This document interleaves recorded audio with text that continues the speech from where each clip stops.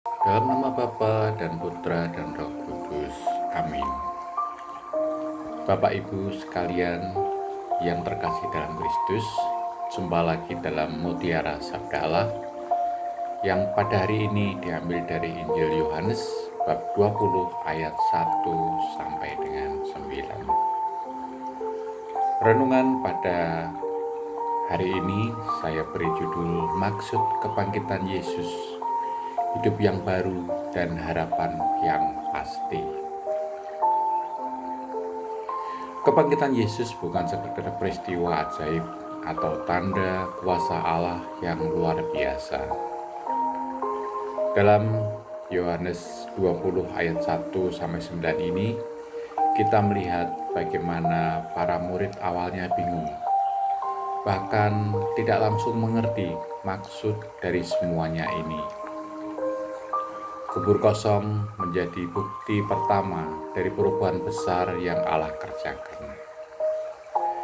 Namun maknanya jauh lebih dalam daripada sekedar Yesus yang tidak ada di sana. Bapak Ibu, saudara sekalian yang terkasih dalam Kristus, apa maksud kebangkitan Yesus? Maksud kebangkitan Yesus yang pertama adalah Yesus bangkit untuk menang atas dosa dan maut. Kebangkitan membuktikan bahwa kematian bukan akhir. Yesus tidak hanya sekedar mati menggantikan kita, tapi bangkit untuk memberikan kita kemenangan. Kebangkitannya meneguhkan bahwa pengorbanannya diterima oleh Allah dan kuasa dosa telah dipatahkan. Hidup kita tidak lagi dikendalikan oleh dosa dan takut akan maut. Kebangkitan Yesus yang kedua memberikan pengertian pada kita untuk hidup yang baru. Kebangkitan Yesus membuka jalan bagi hidup yang baru, hidup dalam terang dan relasi yang pulih dengan Allah. Bukan sekedar perubahan moral, tapi kelahiran kembali dalam roh.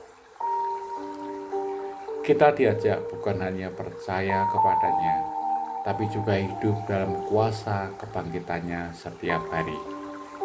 Mengasihi, mengampuni, dan berharap. Kebangkitan Yesus juga menjadi dasar iman dan pengharapan kita. Seperti dalam 1 Korintus 15 ayat 14, di sana dikatakan tanpa kebangkitan iman kita akan sia-sia.